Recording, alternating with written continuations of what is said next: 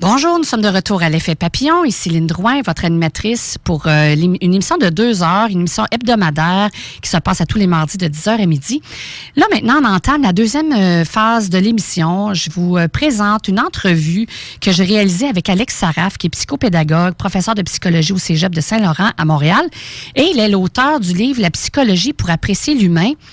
Et sous ce titre-là, c'est indiqué, puisque j'aime beaucoup, « La vie est belle et simple, ce sont les gens qui la rendent triste et compliqué. » Dans ce livre-là, M. Saraf, il nous parle, entre autres, de la dynamique de groupe. C'est tous des thèmes qu'il aborde en psychologie au Cégep.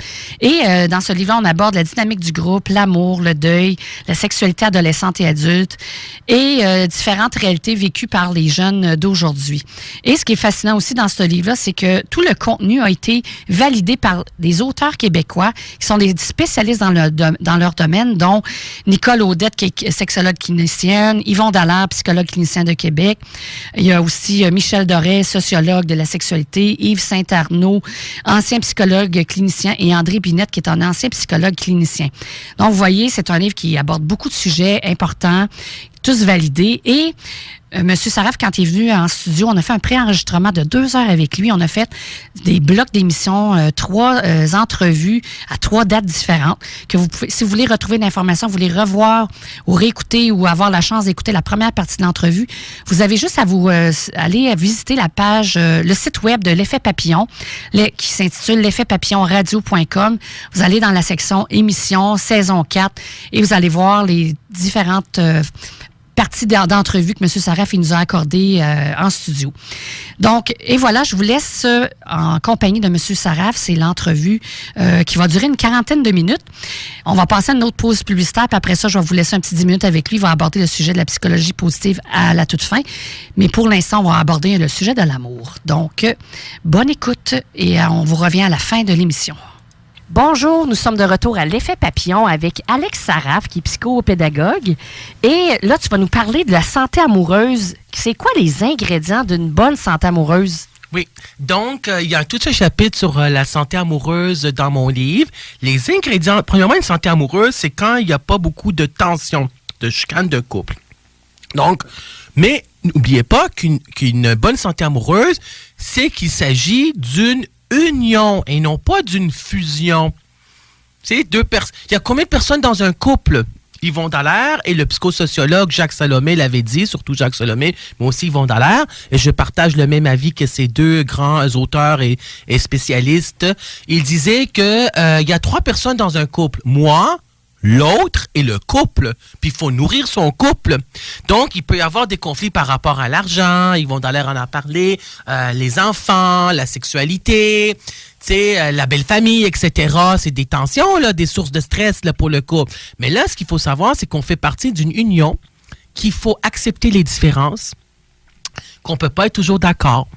Il ne faut pas avoir trop de tension, de chicane de couple, parce qu'il ne faut pas avoir non plus ce qu'il faut ne pas avoir pour les ingrédients d'une bonne santé amoureuse. Je vais le dire tantôt, là, parce qu'on va embarquer peut-être dans l'autre sujet après pour la violence. Là. Mais c'est sûr qu'il ne faut pas avoir de violence. Que ce soit violence verbale, psychologique, sexuelle, économique, spirituelle, etc. Il ne faut pas avoir non plus de dépendance affective.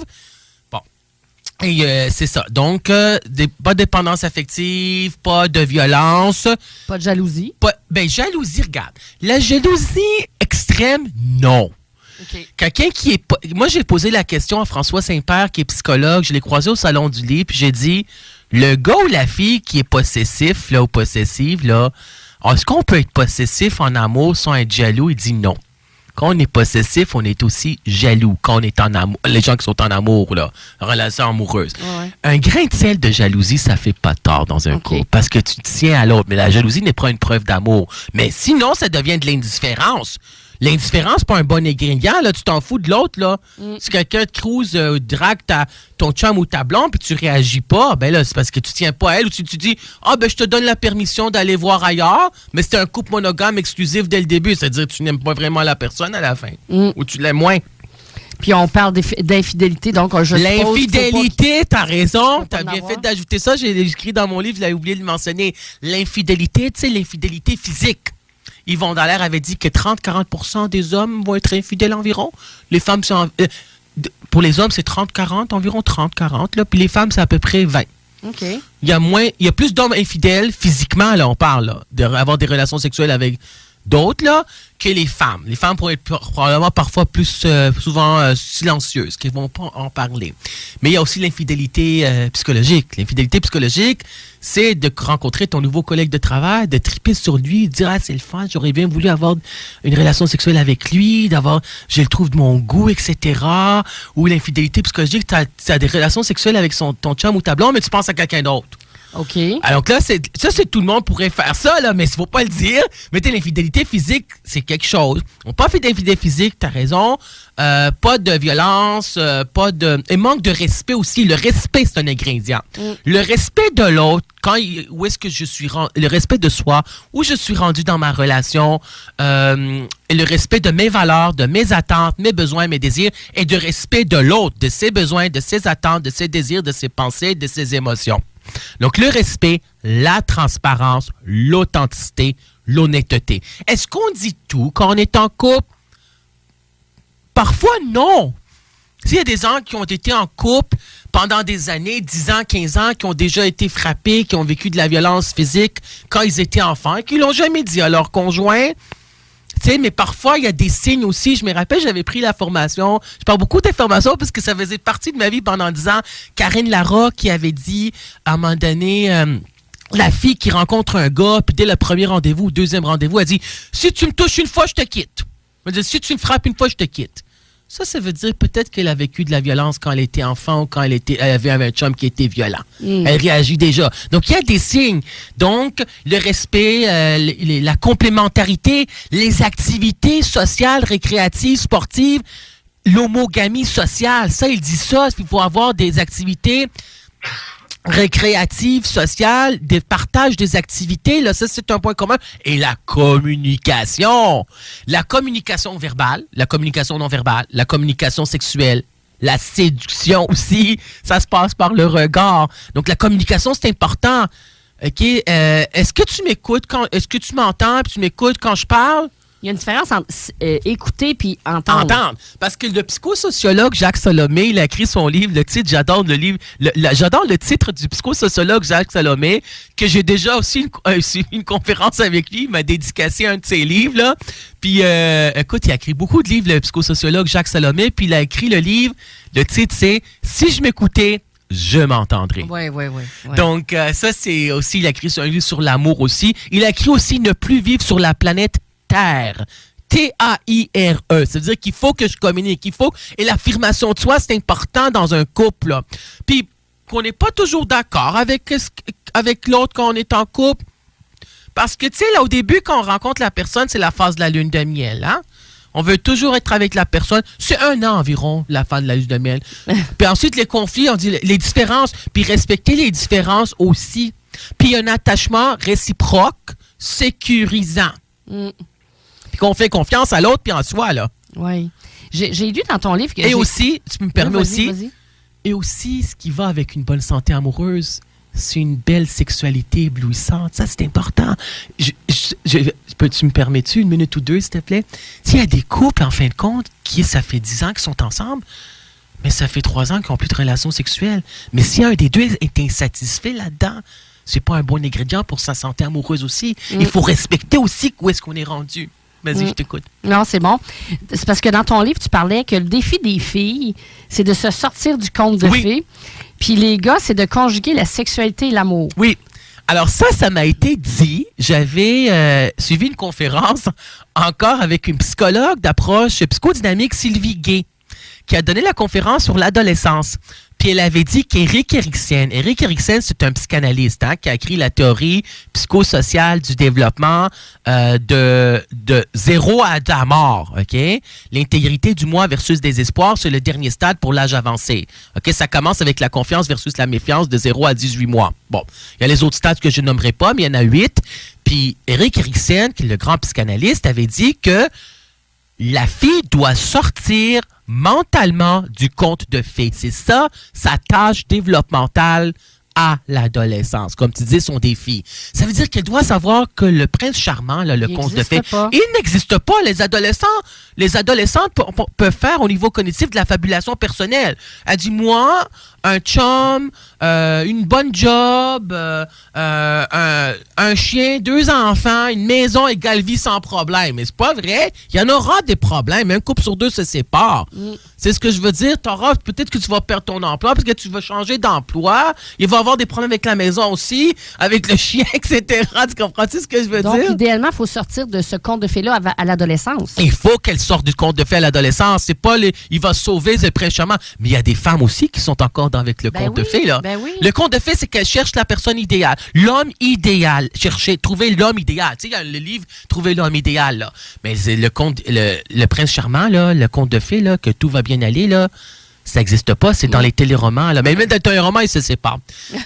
Et aussi, le gars doit conjuguer sexualité et amour parce que les gars à l'adolescence peuvent faire la différence entre sexualité et amour. Ils vont avoir des relations sexuelles sans être en amour.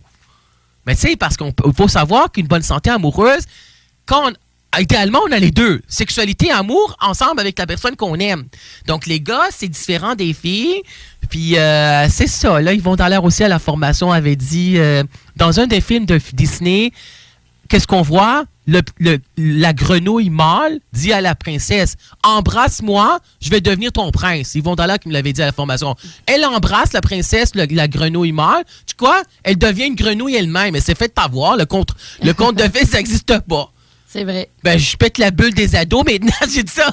Des ados, je pète votre bulle, l'homme idéal. Puis les adolescents ont de la difficulté à accepter que le prince charmant puis la personne idéale n'existe pas. Parce qu'ils sont exigeants. Ils veulent une personne qui fait pas d'erreur. Puis écoute, idéalement, hein, on chicane pas qu'on est en couple. Mais quand on regarde tous les films de Disney aussi, c'est ça qu'on leur propose. Écoute, te rappelles-tu avec La Belle au bois dormant? Ben oui. Te rappelles-tu Cendrillon avec la Cendrillon avec la pantoufle, ça fitait, hein? Ouais. Une relation amoureuse, ça fit, là. C'est comme, tu sais, comme un gant, là. C'est comme l'élastique sur la paume de ma main, là, comme je l'écris dans mon livre. Et écoute, est-ce qu'il y a d'autres ingrédients? Parce qu'on pourrait parler maintenant de la violence au sein des relations. Oui. Les ingrédients, c'est correct? Oui, moi, je suis correct avec ça. Là. Dans le fond, c'est d'avoir une relation saine, paisible, plaisante. Une relation positive, saine, plaisante, communication. Communication, affirmation de soi, respecter ses besoins, ses désirs aussi, accepter de l'autre qu'il est, accepter les différences et accepter aussi que chaque relation est différente d'une autre relation. C'est vrai.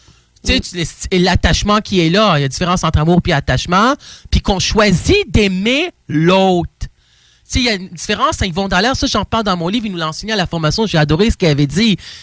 Aimer, être en amour, tomber en amour. Tomber en amour, c'est une émotion. Ça dure 2-3 semaines, ça peut 3 mois. Aimer l'autre, c'est un sentiment, ça perdure dans le temps. Puis on choisit d'être monogame ou exclusif si c'est ça ce qu'on veut. Donc, c'est ça, les ingrédients. On fait notre propre bonheur, puis on construit nos propres ingrédients. C'est comme une recette, là. C'est quoi que tu mets pour avoir les bons ingrédients dans ta recette pour la bonne santé amoureuse. Et parfois, en fin de compte, ta recette, après, on sait que après la crise des 7 ans, là, ça passe ou ça casse, puis il y en a qui se sont séparés. Mais c'est pas grave, on refait le couple avec quelqu'un d'autre. Puis, en tout cas, d'après tous les ingrédients que tu nous as donnés ce matin, on va avoir une bonne santé amoureuse, là. Oui, c'est bon! Essayez vos recettes! Oui, c'est ça, c'est une bonne recette. Ouais. Là, on s'en va dans un sujet un peu plus difficile, je dirais. Ouais. Puis, dans le fond, il n'y a personne qui est à l'abri d'être une victime d'actes violents. Ouais. Puis, on présuppose souvent que les gens, c'est des personnes faibles. Oui, c'est ce que j'ai écrit dans mon livre. C'est ce que j'ai écrit dans mon livre, puis on entend ça. Ben, elle a été faible. C'est elle la victime. Elle se victimise.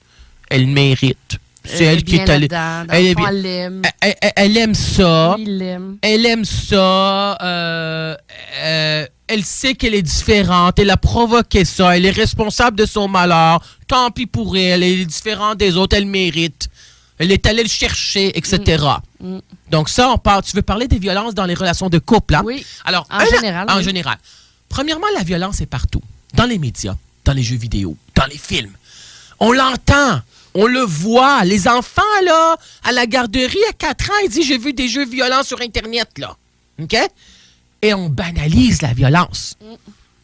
Puis avec la nouvelle génération, la génération C, c'est la cyber-intimidation, là. C'est avant, les bullies, là, le bullying, l'intimidation, là, à l'école primaire, il y en a qui se font battre, qui se font tabasser, là, parce qu'ils sont différents, parce qu'ils sont gays, etc. Ils ont d'autres différences. Là, c'est l'homophobie. Puis là, ben, la violence, un adolescent sur 5 vit de la violence. Il y a 6 types de violence. Violence économique, ça, c'est très rare. C'est rarissime. C'est plus que rare. Ça veut dire que la personne prive l'autre de ses biens, de la jouissance de ses biens. Anciennement, ce qu'on avait, c'est qu'il y a à peu près 30 ans, mettons, le conjoint prenait le salaire de sa blonde. OK. Ou la moitié. Puis il y en a des personnes âgées qui vivent de la violence économique aussi, là. Il prend la moitié de sa pension de vieillesse. Donc, ça, c'est ça. Ou un enfant qui prend l'argent de ses parents. Oui, c'est ça. Il prend l'argent de ses parents, là. Ça, c'est la violence économique. La violence spirituelle, tu te moques des valeurs, des mœurs de l'autre. Comme si, tu sais, deux hommes gays qui sont en relation de couple, il y en a un qui rit de l'autre, il dit, ben, on sait bien, tu vas aller en enfer pareil parce que t'es gay. Tu sais ce que je veux dire? C'est la violence spirituelle, là, tu m'en mets de ses propres valeurs, de ses mœurs. Bon. La violence physique, bon, ça, c'est les blessures physiques, là. OK?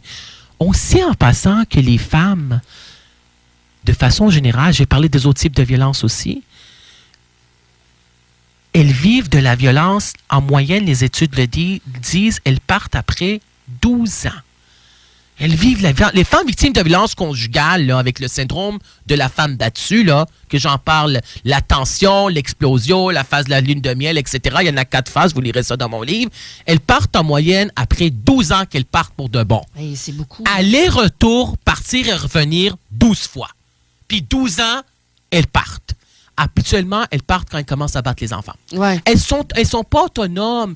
Elles ont une dépendance affective. Elles ont une dépendance financière. Il est manipulateur. Il prend le revolver, il met ça sur sa tête. Il dit, si tu me laisses, je te tue. Là, c'est des menaces. Là, c'est de la violence psychologique. Donc, violence physique, c'est casser le bras, tordre le bras, donner une claque. Violence psychologique, c'est rabaisser l'autre, c'est d'insulter, de crier sur l'autre personne. C'est la violence verbale, dans le fond. C'est la violence verbale. Violence verbale, c'est les insultes. Okay. Violence psychologique, c'est de rabaisser aussi, de dire vraiment des propos, violence psychologique, de diminuer l'autre personne. Vraiment, ça, la violence psychologique, de dire t'es folle, etc. C'est affreux ce qu'ils entendent, ces femmes. Et ça, il y a des hommes aussi qui sont battus, là. Oui, on parle de la femme, mais c'est les deux. Moi, je crois, sincèrement, j'ai lu ça sur Internet. Là. Il y en a qui vont dire qu'il y a autant d'hommes que de femmes qui se font battre. Moi, je ne crois pas à ça. Je m'excuse. Moi, je crois aux statistiques qu'il y a à peu près 30% des femmes qui sont battues, puis il y a 7% d'hommes qui sont battus.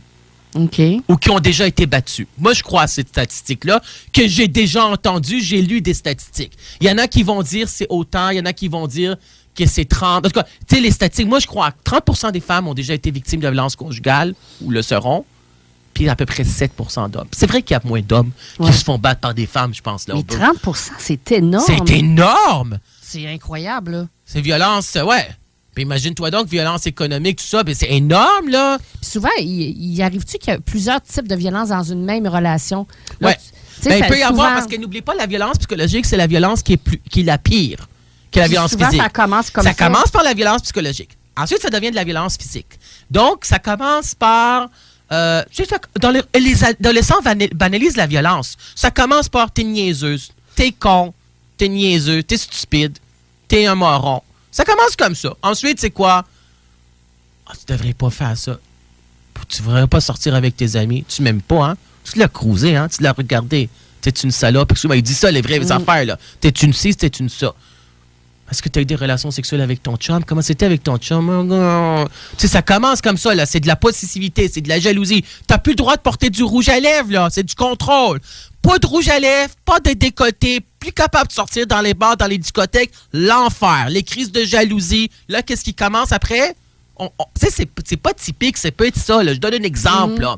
Il commence à lancer des choses. Il commence à lancer des choses, il commence à lancer des assiettes. Il commence à lancer, tu te rappelles celle qui a été brûlée à l'acide, là, Marjorie? c'est pas de sa faute. Il a commencé à lancer des choses, la moutarde, je pense, puis elle n'est pas partie. Puis là, il a lancé sur elle. Alors ensuite, ça devient elle la cible. Donc là, il commence à la battre. Ça commence pas qu'il la bat, puis à coup de... Non, ça va. Ça commence par une claque, là. Ouais. La claque, je connais une femme qu'après 20 ans, j'ai entendu, après 20 ans, elle a donné une première claque et est partie. T'entends pas la deuxième claque, là. Ça commence par une claque. Ensuite, il tord le bras. Ensuite, là, regarde, c'est de la violence. Là. Il peut casser une jambe. Il y avait une femme, en fin de compte, tu sais, on peut casser sa jambe, etc. Là. Il y en a qui sont en chaise roulante. Après, là, je veux dire, elles se font battre. Là. Et c'est les femmes, et je vais te dire honnêtement, que ça soit ado, mais surtout les femmes adultes, oui, c'est qu'elles sont très habiles à masquer ça avec le maquillage, à donner des rationalisations. Je suis tombée, je me suis brûlée. On voit les bleus.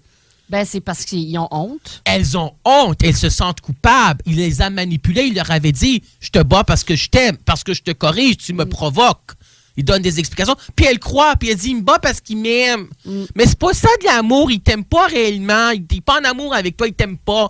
On ne fait pas mal à quelqu'un qu'on aime. Il faut quitter, mais elles vont rester pourquoi? Les femmes victimes de violences conjugales? À cause des enfants, pour ne pas briser la famille, et à cause de l'argent aussi, parce qu'elles ne sont pas aussi autonomes financièrement, ni dépendantes. Elles peuvent avoir de la dépendance affective aussi. Elles ont peur qu'elles ne trouveront pas quelqu'un de meilleur. Mais c'est sûr, elles ont peur. Je vais aller dans une maison d'hébergement. Qu'est-ce qui va m'arriver? C'est difficile. Il ne faut pas juger ces femmes-là. Les gens, je me rappelle André Fortin qui avait enseigné à l'Université de Montréal, elle avait dit, mais il faut comprendre aussi que ces femmes-là, bien souvent, elles partent avec leurs vêtements. Elles laissent la maison. Elle laisse l'argent, elle part. Il faut pas. Tu dis, pourquoi elle n'est pas partie? Ça fait 12 ans. Mais tu n'étais pas dans ses souliers. Il faut être empathique, il faut que tu comprennes. C'est comment c'est difficile d'être dans une raison. C'est un piège, la violence conjugale. Parce qu'au début, elle ne voit pas. Au début, probablement, elles peuvent le voir, mais il était jaloux. Elle pensait que c'est une preuve d'amour. Il tient à moi. Puis tout le monde voit qu'il est correct, ce gars-là. C'est un bon gars. Mais pour elle, non. Puis comment qu'on peut aider nos jeunes, nos adolescentes d'aujourd'hui pour les sensibilisation. Sensibilisation, moi je le dis dans mes groupes, il ne faut jamais accepter de la violence de quelqu'un. La première claque, c'est une de trop. Ça, c'est certain. Faut en parler. Il faut en parler, puis il faut s'écouter soi-même. Il y en a qui ont parti après la première claque, mais après la deuxième claque, t'attends pas la troisième. Tu le quittes. Et c'est plus facile de le quitter après 3 mois qu'après 3 ans. Parce que 3 ans, n'oublie pas, en relation de couple, les ingrédients aussi, on met des billes, on investit l'argent, la maison, les enfants, on investit. Quitte-le après 2 mois. Il t'a insulté, quitte-le après 2 mois. 2 mois, c'est rien. C'est pas 2 ans, là. Après 1 an, tu t'attaches à lui. Après 7 ans, c'est difficile. C'est pour cela qu'elle reste. Oui. Tu comprends? Ils sont souvent dans leur... peut-être qu'ils pensent que la personne va changer, mais tu te disais... elle pense qu'il va changer. Il s'excuse, il pleure, il amène des fleurs. Hein? C'est la phase de la lune de miel. Il est gentil, il s'excuse, il se met à genoux, il se pleure, il dit « Je te le ferai plus, je te le promets ». Ils font l'amour, c'est une phase de réconciliation. Il y a tension, explosion, réconciliation, phase de la lune de miel. Puis ça reprend. OK? La tension puis l'explosion. L'explosion, c'est quand il abat. Ils font l'amour, la make-up sexe, c'est la relation, la réconciliation. Ils sont en amour par-dessus la tête, mais ensuite, ça recommence. Puis, ce que je trouvais intéressant dans ton livre, tu disais que l'agresseur, lui, il a un esprit tordu. Oui. Puis, en psychologie, tu mennentionnais que c'est des distorsions cognitives. Des distorsions cognitives, il pense qu'il le mérite. Il pense qu'il l'a provoqué. Il pense que c'est elle qui n'est pas correcte. Donc, il comprend pas. Là. Il comprend pas. Lui, c'est un esprit tordu qu'on dit dans le langage familier. Dans le langage clinique, on dit qu'il y a des distorsions cognitives, des façons de penser biaisées, irrationnelles, dysfonctionnelles. Il va dire, tu sais que tu m'as provoqué. Tu sais que quand je deviens comme ça puis je suis en colère, là, ben, il faut que tu arrêtes. Puis c'est toi qui me provoque. Arrête de m'en parler. Je veux plus que tu m'en parles. C'est toi, tu le mérites. Je te bats parce que je t'aime pour corriger tes comportements. Et il pense que la violence est correcte. Et en même temps, qu'est-ce qu'on fait? On le voit comme un bon gars, hein? t'as un chum, il est vraiment gentil, hein? Mais c'est parce que tu sais pas qu'est-ce qui se passe. Souvent, ils sont encore plus charmants à l'extérieur. Oui, ils sont charmants. Ils vont être gentils avec la belle famille. C'est un bon gars. On l'aime bien. Il porte le masque. Mais il sait qu'avec elle... Et en fin de compte, c'est un batteur de femmes. Il va battre une autre femme, une autre quand il va la rencontrer, probablement. Tu sais? Ou il va... Un jour violent, toujours tendance à être violent, je crois à ça. Ouais, hein? Il y en a qui vont dire, un jour violent, toujours violent. Il y en a qui vont dire ça. Moi, je dirais, un jour violent, toujours tendance à être violent. Un jour infidèle, toujours tendance à être infidèle. OK. On sait à qui on a affaire. Oui. Je veux dire, si tu as entendu que ce gars-là a battu sa blonde, ben il pourrait te battre aussi, hein? Ben oui. Il a trompé sa blonde avec toi, ben ça risque qu'il va te tromper toi, pas avec une autre fille. Ben oui, on observe le comportement. C'est des patterns de comportement. On est qui on est. Les gens ne changent pas vraiment. Ouais. C'est difficile à faire changer. Ouais. Maintenant, on va s'intéresser aux relations interpersonnelles. Oui. Tu mentionnais que la personnalité de l'individu se développe jusqu'à l'âge de 30 ans. Ouais. Et que le cerveau, il se développe jusqu'à 25 ans. Oui. Donc ça teinte vraiment nos relations avec les autres. Ouais. Comment tu peux expliquer comment on peut faciliter nos relations avec l'autre, avec les autres? Les relations interpersonnelles, moi, je crois que oui, c'est un ajustement réciproque. Ça veut dire c'est une adaptation réciproque, c'est-à-dire mutuelle. C'est que moi, je suis qui je suis, mais j'entends ce que l'autre dit, il me donne des indices, il me les verbalise, il me le communique de façon verbale ou non verbale. Il s'affirme, puis moi, je dois m'affirmer. OK? Puis les relations interpersonnelles sont compliquées parce que chaque personne a son style de personnalité. Et parfois, c'est des traits de personnalité mésadaptés ou inadaptés. Ou parfois, il y a de même 15% de la population qui aurait des troubles de la personnalité. Puis là, il y a le caractère de la personne. Le caractère de la personne peut être méchante, mais pas toujours méchante. Elle est parfois méchante. Il y a le caractère colérique. Parfois, elle est colérique, mais pas toujours colérique. Puis il y a le tempérament, comme les gens qui sont timides. Ils sont nés timides, c'est le tempérament. Le tempérament, c'est dès la naissance. Le bébé est facile ou le bébé est difficile. Donc, il y a l'identité, le concept de soi, le tempérament, le caractère, la personnalité. Puis ça, là, c'est une adaptation réciproque. Les relations interpersonnelles, écoute, c'est d'en prendre puis d'en laisser. Faire son bout de chemin au lieu de rester sur ses positions. Oui. Et de rencontrer à l'autre à mi-chemin. Pas de dire, je fais ma part, mais l'autre aussi va faire sa part. D'être sur la même longueur d'onde. Si l'autre le considère comme son meilleur ami, mais moi, je le considère aussi comme mon meilleur ami ou ma meilleure amie. Tu comprends ce que je veux dire? Et c'est de voir que chacune de nos relations interpersonnelles n'est pas parfaite parce qu'on n'est pas des gens parfaits. Parce qu'on fait des erreurs. Puis il faut en prendre puis en laisser. Puis il faut aussi savoir que les relations interpersonnelles sont enrichissantes et nourrissantes parce que les gens nous amènent quelque chose. On apprend à se connaître à travers nos relations interpersonnelles. Effectivement. Envers les autres. Tu comprends-tu? On apprend ce qu'on aime, ce qu'on n'aime pas, etc. Puis on le vit. Puis aussi, sont compliquées, déroutantes des relations interpersonnelles parce que chaque personne est différente, parce qu'on a des points de vue divergents. Parce que chaque personne a son moi, son ego. Il y a des gens qui ont un ego vraiment fort. Il y a des gens aussi que, tu sais, ils ont des têtes fortes, comme on dit, des personnalités fortes. Puis c'est ça, les relations interpersonnelles. Puis c'est la communication qui est importante aussi. L'affirmation de soi et l'empathie. Oui. La sympathie. L'empathie, c'est d'être capable de comprendre ce que l'autre vit, son niveau cognitif, de me mettre à la place que l'autre, à sa place. Je me mets à sa place de quelques instants, puis je suis capable d'essayer de comprendre ce que l'autre vit. C'est ça l'empathie, là. Puis il y en a qui ont de la sympathie aussi. Mon ami pleure, puis je pleure. Mon ami est triste, puis je deviens triste. Puis c'est ça la compassion. On parle de la violence. Mon ami qui a quitté son... Mettons mon ami après 10 ans, elle dit, moi, je quitte mon chum parce qu'il me bat, là. Tu le savais, là, peut-être? Ben, je vais être la compassion, le comportement. Je vais accepter qu'elle reste sur mon canapé, là, dans mon salon, là. Ouais. Pendant une semaine, une fin de semaine... quelques jours, parce que je vais accepter. Parce que j'ai de la compassion, je veux avoir une bonne relation interpersonnelle et je veux surtout qu'elle le quitte jusqu'au moment d'aller peut-être dans une maison d'hébergement ou de quelque chose d'autre. Là. Tu comprends-tu ce que je veux dire? Ouais. Je vais l'aider. Ouais. Et c'est ça l'aide aussi d'être altruiste, d'aider les autres, les relations interpersonnelles. La couleur, les arcs-en-ciel. C'est comme l'arc-en-ciel, j'ai écrit dans mon livre. Les relations interpersonnelles, c'est comme les couleurs de l'arc-en-ciel. C'est la divergence. Puis chaque relation interpersonnelle, qu'elle soit amoureuse, familiale, estudiantine, est différente, est unique en fin de compte, là. Puis quand il y a des relations interpersonnelles, à un moment donné, c'est ton ami, puis après 3 ans, ou après 20 ans, ou après 10 ans, c'est plus ton ami. Parce qu'il y a une fois t'avouer ta moitié pardonner, oui, il faut pardonner, mais il faut aussi que la personne aussi reconnaisse qu'elle a eu un tort. Puis parfois, c'est ton ami pendant 5 ans, mais ça fait plus l'affaire. C'est comme une relation amoureuse, là. Ça marche pas, là. Si que tu fasses comme un emploi, ça marche pas, ben que tu veux que je fasse? Qu'est-ce que tu veux que la personne fasse?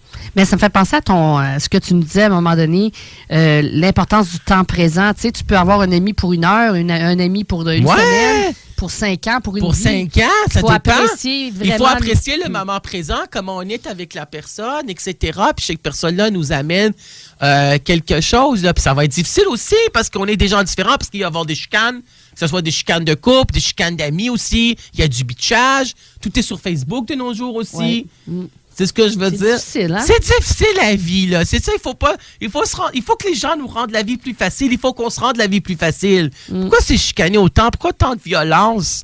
On a une seule vie à vivre. Tu sais, sur Facebook, les gens, parfois, ce qui est écrit, c'est vraiment affreux, là.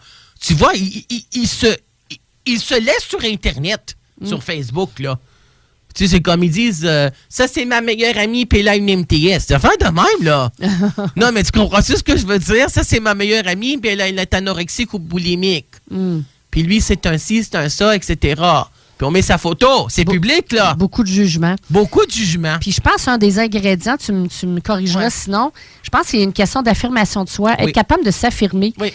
Parce que quand on ne peut pas s'affirmer avec la relation qu'on a avec l'autre, déjà, on n'est pas à égalité. Là. Il faut s'affirmer. Je parle avec le jeu. L'affirmation de soi, c'est Karine Larocque qui en donne la définition. Puis cette définition-là est comme pareil dans les sites web. Je suis allé le vérifier là, pour les droits d'auteur. L'affirmation de soi, c'est le fait d'être expressif de soi. Karine Larocque, c'est une psychologue humaniste. J'ai suivi sa formation 3 heures sur l'affirmation de soi, là, sur les émotions aussi. Puis elle avait dit que l'affirmation de soi, c'est le fait d'être expressif de soi. Je communique avec le je, ce que j'aime, ce que je n'aime pas, mes valeurs, mes attentes, mes besoins, mes attentes, mes valeurs, mes désirs, mes opinions. Il n'est jamais trop tard, comme elle disait, de prendre l'escalier puis de le dire. De le dire que je ne suis pas d'accord pour pas attendre qu'il y ait une grosse chicane de couple. J'aime pas ça que tu regardes les autres filles. J'aimerais que tu me complimentes plus. J'aimerais qu'on se parle dans les yeux. J'aimerais qu'on ait du temps, 1 fois par semaine, même si on est mariés, de sortir au cinéma. J'aimerais qu'on rallume la flamme dans nos relations sexuelles intimes. J'aimerais ça qu'on revienne comme on était. C'est-tu possible? Je trouve que j'en fais trop de tâches ménagères. Je trouve que tu m'écoutes pas assez. Je trouve que tu me respectes plus. Je trouve que tu m'aimes juste pour mon corps. Tu sais, les affaires qu'on entend, la fille dit, est-ce que tu m'aimes moi ou est-ce que tu aimes mon corps? Alors, pourquoi tu le dis pas à lui? Tu devrais le dire. Puis si la personne ne s'ajuste pas puis s'en fout, ben t'as ta réponse aussi, là. Ben c'est ça. C'est de s'affirmer sans accuser, sans juger. Non, sans t'accuser. Juste exprimer notre besoin. Donc, tu vas voir sa réaction. Après ça, on s'ajuste. Après, tu t'ajustes, tu restes. Rester, endurer, quitter ou consulter. Un psychologue. J'aime ça. Veux-tu le répéter? Ouais. Donc, il faut endurer, quitter, communiquer ou consulter. Psychologue. C'est les 4, je le dis à mes étudiants. Il y en a, c'est difficile d'endurer, mais c'est difficile de quitter. Oui. C'est difficile de consulter un psychologue, thérapie de couple. Là. Mais on peut communiquer. Communiquer. Mais quand l'autre est ouvert. Quand l'autre est ouvert. Mais s'il n'y a pas de communication... Le psychosociologue, si tu me permets, le psychosociologue Jacques Salomé l'avait dit dans ses formations. J'ai suivi aussi une conférence. Un couple sur 2 ne se sépare pas parce qu'il ne s'aime pas, parce qu'il ne communique pas. Le psychosociologue Jacques Salomé l'avait dit. Un couple sur 2 se sépare pas parce qu'il ne s'aime pas, parce qu'il ne communique pas. Puis c'est difficile de communiquer. La fille a dit...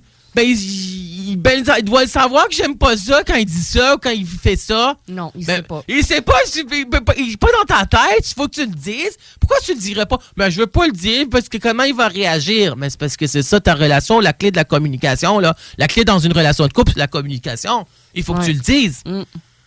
Et si il y en a qui vont le communiquer avec le non-verbal, avec les expressions faciales, etc., le ton de voix, quand tu es en colère, la posture, le regard, etc. Puis ça, c'est la séduction aussi dans le regard. Là, puis il faut être bien là-dedans. Je pense bien dans sa tête, bien dans sa peau. Oui, je pense qu'on devrait le faire à tous les jours. Je pense que oui. Ouais. C'est un must. Écoute, c'est super intéressant. Tu nous Ouais. as parlé de santé amoureuse, des relations interpersonnelles, de la violence au sein du couple. J'aimerais ça savoir, il nous reste quelques minutes. Oui. Qu'est-ce qui s'en vient pour toi? As-tu des projets qui s'en viennent? As-tu un nouveau livre? Ou... qu'est-ce qui s'en vient? Moi, je suis rendu à ma 2e année de promotion. Puis ma 2e année de promotion est jusqu'à septembre 2019. OK. Donc, moi, dans le sens que moi, ce que j'avais fait à date, j'avais contacté les bibliothèques. Puis les bibliothèques qui ne l'ont pas acheté, je les ai envoyé mon livre comme don. Okay. Parce qu'il va être dans 90% des bibliothèques dans toute la province de Québec. Donc, j'ai vraiment fait ma part, là. Ben, je pense 90, mais il y en a beaucoup, là. Tu sais ce que je veux dire? Il y a beaucoup qui vont l'avoir, là. Donc, mettons que la Bibliothèque municipale de Montréal, il y en a 41 bibliothèques sur 48 qui vont l'avoir. Mais c'est moi aussi qui ai envoyé beaucoup de livres, là. Mais ce qui s'en vient pour moi, c'est que je vais revenir ici à CJMD 96,9. Merci de m'avoir accueilli. Puis j'ai une entrevue. Ben, je vais être avec Nathalie Jean. Oui, oui. Dis-moi tes peurs. Donc, on va parler plus de santé mentale. Oui. Puis peut-être qu'il y en aura quelque chose d'autre en 2019 ici à CJMD. C'est pas encore confirmé. Une autre entrevue. Ça j'aimerais ça. Puis je vais passer à la télévision. Donc, ça, c'est la première fois que je vais passer à la télévision de toute ma vie. Puis là, je sais que À quelle émission? C'est l'émission Arts et Lettres. OK. Puis c'est le canal Ici Télévision. Moi, je lis le canal Ici Télévision. C'est le canal 238 avec Vidéotron. Mais tu peux l'avoir avec Bell puis Rogers, etc. 238, Ici Télévision, Arts et Lettres avec l'animateur Kamal, mais je me rappelle plus c'est quoi son nom de famille. Il y aurait aussi... d'autres émissions de radio, mais c'est pas encore confirmé. Et j'ai aussi, je sais pas, je croise mes doigts avec le Canal M, Vue et Voix. C'est à 5 minutes de chez moi. Et peut-être qu'elle avait dit, si jamais ils ont les fonds et tout, ils pourraient m'inviter plusieurs fois dans l'une des émissions comme être un collaborateur, puis c'est comme pour les entrevues. Ça serait génial. Et ce que je veux faire aussi, c'est probablement des conférences. Oui, c'est ça. Mais j'en ai fait une au Centre Saint-Pierre, mais ça serait en 2019. Mais là, je veux comme finir les entrevues. Il y aura peut-être d'autres entrevues à Québec. Ça, on va voir ça aussi. Donc, écoute, le projet d'écrire un autre livre, je ne l'ai pas pour la prochaine année parce que ça a pris beaucoup de temps de l'écrire. Puis là, je suis en train de faire la promotion pour la 2e année parce qu'il y a des livres aussi qui restent à vendre pour la 2e année. Ouais. Donc, ça serait de faire la promotion la 2e année. Le Salon du livre, je ne le fais pas cette année. Je l'ai déjà fait l'année passée à Québec puis à Montréal. Puis Béliveau Éditeur, il m'avait invité pour le kiosque. C'était génial. Donc, je pense que c'est ça. Puis aussi... j'enseigne à temps plein, ça c'est mon projet aussi. Puis on va voir les autres projets, mais pour l'écriture, je laisse ça sur la glace. Je veux faire la 2e année de promotion. Donc c'est ça ce qui s'en vient pour moi. On va voir pour les chroniques, on va voir pour les entrevues de radio. La télévision, ça va être une entrevue, je pense, de 30 minutes là. Donc voilà. Puis je suis sur Facebook. Oui, on peut te retrouver sur Facebook. Tu vas sur Google, tu tapes Alex. Tu tapes Alex Saraf, S comme Suzanne, A comme Annabelle, R comme double R. Oui. A comme Annabelle, puis F comme Francis. Alex Saraf sur Google. Tu tapes Alex Saraf, Facebook, page professionnelle d'écrivain. Mais je vais l'indiquer dans notre page Facebook. Ah, génial, merci. Ouais. Ça va être plus facile. Là, tu peux me communiquer avec moi sur Facebook. J'ai seulement 53 amis Facebook. C'est pour le niveau professionnel. J'accepte même pas mes propres amis. Donc, c'était vraiment page professionnelle pour mes amis Facebook. J'en ai 53. Puis, je suis en train de faire des démarches. Là, comme j'envoie ça aux gens qui veulent aussi mon livre. Je l'ai envoyé pour la radio à Montréal, ainsi de suite.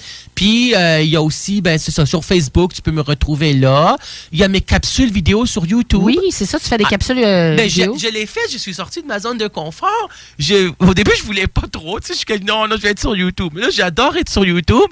C'est sur la chaîne YouTube Béliveau Éditeur. OK, je l'ai indiqué aussi. Oui, Annabelle Boyer, je lui remercie infiniment d'avoir été là tout au long, puis les autres aussi de Béliveau Éditeur, Mathieu Béliveau, puis Sylvain Dion. Mais Annabelle Boyer l'avait mis sur la chaîne Béliveau Éditeur YouTube. Donc, j'ai fait des capsules vidéo. À date, il y a 3 capsules. Il y a d'autres capsules qui s'en viennent, là. dans OK. les prochaines semaines, dans les prochains mois. Sur des thèmes de ton livre ou en général? Psychologie positive, OK. il y a déjà une chronique. OK. Psychologie de la sexualité, il y en a à voir. Je l'ai enregistrée, elle va probablement mettre ça dans les prochaines, dans le futur, là. OK. J'en ai fait une sur l'amour. OK. J'en ai fait une sur tout le livre, les 20 minutes que je pars du livre. Ça, c'est sur Internet, là. OK. Donc, sur l'empathie, l'affirmation de soi, ça, je l'avais faite. La santé amoureuse, la santé mentale, peut-être que je vais en faire en 2019. Ça va être probablement cet été, là. Donc, c'est ça. Puis, les entrevues de radio, ben c'est filmé aujourd'hui. Puis, les entrevues de radio à CJMD, celle avec Marilyn Petit, elle sera sur Internet, sur YouTube, mais c'est sur mon Facebook, là. Ouais, c'est ça, tu les publies sur ta page. Fait Je qu'on peut publie tout sur voir. ma page Facebook. Tu peux m'écouter, liker, s'il te plaît, mes vidéos. Puis sur YouTube, liker mes pages là-dessus. Donc, puis le livre se vend sur Internet maintenant. Renaud Bré, Archambault, Béliveau Éditeur, Indigo, etc. Puis c'est ça. On va rappeler le titre aux Ouais, auditeurs. vas-y. La psychologie pour apprécier l'humain, qui est publié chez Béliveau Éditeur. La préface de Yvon Dallaire. Oui. Et j'aime beaucoup la petite phrase qui vient en dessous de ton titre.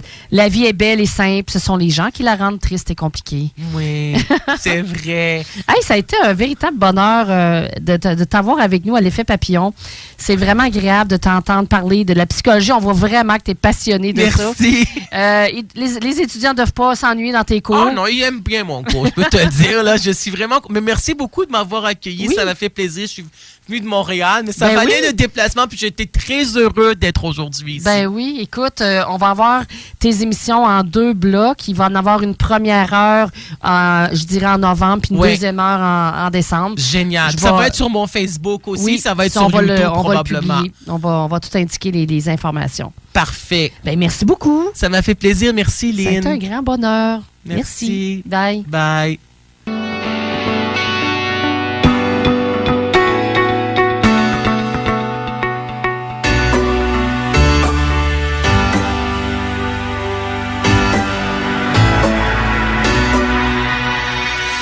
Rebonjour, mesdames et messieurs, Céline Drouin, votre animatrice à l'émission L'Effet Papillon. Maintenant, je vais vous faire part d'une dernière partie d'entrevue avec Alex Saraf, un petit 10 minutes. Tout à l'heure, l'entrevue paraissait de se terminer, mais il nous reste encore un petit 10 minutes où est-ce que M. Saraf va nous parler de psychologie positive. Je vous laisse entre les mains de notre invité et je vous souhaite une belle journée. Je vous fais un honneur au revoir tout de suite. Et on va se retrouver la semaine prochaine à la même heure et la même journée, mardi prochain, dès 10 heures. Donc, je vous souhaite une très belle semaine, mes amis. À très bientôt. Là, aujourd'hui, on aborde ça sous forme de chronique. Tu vas nous parler de psychologie positive. Oui. Et en psychologie positive, c'est un mouvement, c'est une approche en psychologie Oui. qui est très populaire ces temps-ci. Oui. Comment tu peux la décrire? Ben, premièrement, la psychologie positive, elle a été... c'est un mouvement, c'est une approche de Seligman. L'auteur, c'est Seligman qui a écrit sur la psychologie positive. La psychologie positive, c'est en fin de compte de voir aussi le côté positif et non pas seulement de voir le négatif. Donc, il y a des psychologues qui en parlent. Il y avait, en fin de compte, il y avait la psychologue, l'auteur qui est venu avec la conférence, qui nous a donné une conférence. J'ai suivi 2 conférences, je pense, avec psychologues sur la psychologie positive. Puis, je me rappelle la conférencière qui était une psychologue qui était, en fin de compte, elle était, il y a 2-3 semaines, je pense, avec l'émission de Marilyn Petit, mais je me rappelle, c'est Lucie Mandeville. Lucie Mandeville qui a écrit 2 livres et c'était elle, j'ai suivi sa conférence au colloque de l'Association des professeurs de psychologie du réseau collégial du Québec, APPRCQ. Puis on y va 3 jours en juin à chaque année. Puis moi, c'était Lucie Mandeville elle avait dit la psychologie positive. Je me rappelle, elle a donné les principes de la psychologie positive. Les principes de la psychologie positive, je pense que c'était elle ou une autre auteure. Je pense que j'ai eu 2 conférences. Écoute, ça fait des années, ça fait plus que 7 ans de ça. Puis ces psychologues-là, que ce soit Lucie Mandeville ou une autre, ce qui a été dit, c'est que le cerveau est préprogrammé de façon neurobiologique à pencher, à axer son analyse et de voir le négatif.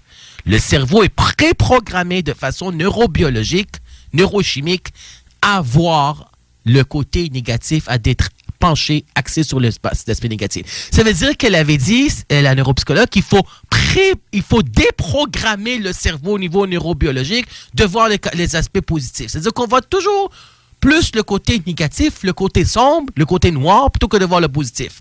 Donc, la psychologie positive, entre autres, là, c'est de prendre le négatif puis de le tourner en positif. Donc, c'est pas d'éliminer le négatif. Là. C'est pas d'éliminer le négatif, c'est de s'en servir du négatif puis de le tourner. Puis sans la psychologie positive, moi, je suis de cette approche-là. Puis il faut pas non plus rentrer dans le jeu négatif. Exemple, pour les entrevues, ce que je dis à mes étudiants puis ce que je dis aux autres, quand on te pose en entrevue, là, on pose toujours la question. Donne-moi 3 de tes qualités, 3 de tes défauts. Mais moi, je suis d'approche psychologie positive. Et j'ai suivi aussi à l'Université de Montréal, il y avait la conseillère d'orientation scolaire et professionnelle, elle avait dit non, il faut toujours donner toutes nos qualités. Moi, j'ai toujours fait ça. J'ai dit, je vous donne 6 de mes qualités. Là, ils disent non, on veut 3 défauts, 3 des qualités. Je dis, ben non. Un défaut, c'est une qualité. Effectivement. Puis une qualité, c'est un défaut aussi. Tu sais, la personne peut être naïve, mais c'est une qualité et un défaut. La personne est authentique, c'est une qualité et un défaut. La personne qui est perfectionniste, tout le monde pense que c'est un défaut. Mais c'est aussi une belle qualité. La personne fait super bien son travail. Tu comprends-tu? Tu peux être gentil, mais tu peux être trop gentil. Les gens en profitent de toi. Les gens ambitionnent. Tu comprends-tu? Donc, c'est ça. Donc, il faut toujours voir le côté positif. Pourquoi tu donnerais des 3 Puis, tu sais, parfois, dans les relations de couple, quand tu rencontres la personne dit, dis-moi ton pire défaut. Mais tu le dis pas. Tu dis, ben, tu vas me découvrir tel que je suis. Parce que je suis qui je suis. Tu comprends-tu ce que je veux dire? Donc, ça, c'est important. Donc, de prendre et moi, je me rappelle que la neuropsychologue avait dit que les psychologues cliniciens se servent de la psychologie positive. Parce que selon les psychologues d'approche psychologie positive, les psychologues cliniciens en séance de psychothérapie, ce qu'ils font, c'est que selon eux, le client ne sait pas qu'il sait au fond de lui comment faire pour aller mieux. Le client ne sait pas qu'il sait au fond de lui comment faire pour aller mieux. Ça veut dire que c'est latent, c'est endormi, c'est caché chez la personne, c'est enfui en lui, mais au fond de lui, il le sait comment faire pour aller mieux. Donc, on pose la question, les psychologues cliniciens font ça, ils posent la question au client qui est dépressif. Vous êtes en dépression, monsieur? Oui, je le sais. Demain, vous allez vous réveiller. Vous n'êtes plus en dépression. Comment vous allez agir? Comment vous allez penser? Donc, le client va dire, je vais me réveiller, je vais brosser mes dents, je vais sourire, je vais sortir dehors, je ne vais pas m'isoler. Donc, il sait comment faire pour aller mieux. Tu comprends-tu ce que je veux dire? Mais il s'est enfui en lui, là. Donc, il faudrait qu'on mette, que ça devienne manifeste, que ça devienne visible, même si c'était caché au début. Donc, la psychologie positive, de voir que la vie est belle et simple aussi. Puis pas juste de voir que les gens la rendent compliquée, mais c'est parce qu'on peut changer aussi. Parfois, il y a aussi le fait c'est difficile à changer s'il y a de la pauvreté, s'il y a de la violence, mais que de voir aussi l'aspect positif. Quand on se sépare, on voit toujours ça comme un échec, une rupture amoureuse. Mais en fin de compte, on se rend compte parfois avec les années, que mieux vaut être seul que mal accompagné. Donc, la psychologie positive, on s'en sort, c'est pour grandir intérieurement. On s'en sort toujours plus grandi. C'est la résilience qui nous tue pas, nous rend plus forts. Donc, ça, c'est la psychologie positive, de voir les belles choses. Les fleurs de la vie sont de couleurs différentes, mais tout aussi belles et éblouissantes. Ça, c'est un extrait de mon livre. C'est ça comment j'ai décrit. Donc, c'est ça, la psychologie positive. Il y a d'autres aspects aussi de la psychologie positive. Il faut aller voir Seligman, puis etc. Donc, moi, c'est ça ce que je crois. Puis, moi, je suis de cette approche psychologie positive. Je veux entendre les commentaires positifs. Je veux pas juste entendre des négatifs. On l'entend négatif. On peut-tu l'entendre de positif? Parfois, c'est tout ce qu'on entend. Dans une gang d'amis, tu entends juste les gens qui se bitchent. Pourquoi juste le bitchage? Pourquoi on n'entend pas le positif? Puis ça, je vais le dire honnêtement, ça, c'est dans le milieu de travail de tout le monde. Quand tu fais quelque chose qui n'est pas bon, on te le dit. Ouais. Mais quand tu fais quelque chose qui est bon, on te le dit pas, hein? On te dit pas, tu as fait bien ton travail. Pourquoi qu'on le dit pas? On a comme peur que la personne se pense meilleure? Ou... On le dit pas parce qu'on prend pour acquis que la personne doit bien faire son travail. Donc, si elle fait quelque chose de bon, elle a bien fait. Mais si elle a fait une erreur, Oh non, il faudrait lui dire. Puis on lui dit, t'as fait une erreur, on veut plus entendre ça, on veut plus que tu fasses ça. Mais pourquoi on n'entend pas le positif? Pourquoi on le dit pas quand ça va bien? Pourquoi on récompense pas les bons comportements? Pourquoi seulement on punit les mauvais comportements? Comme pour acquis, parce que mais là, on veut entendre le positif. Quand on fait un beau travail, on peut-tu le dire? Puis on le dit pas. Tu sais, les supérieurs, les boss, là, tu sais, ils vont pas le dire. Mais quand ça va pas bien, quand tu as fait une erreur, ils vont te le dire, je peux te le dire.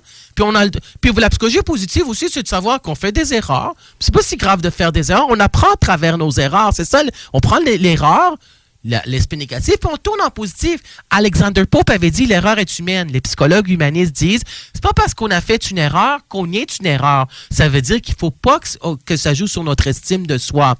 Puis, tu sais, la psychologie positive, de voir... Tu sais, je vais donner l'exemple simple. Là. La psychologie positive, c'est de voir aussi qu'est-ce que les gens peuvent nous rapporter de positif, pas juste du négatif. Tu sais, exemple, pour travailler entre...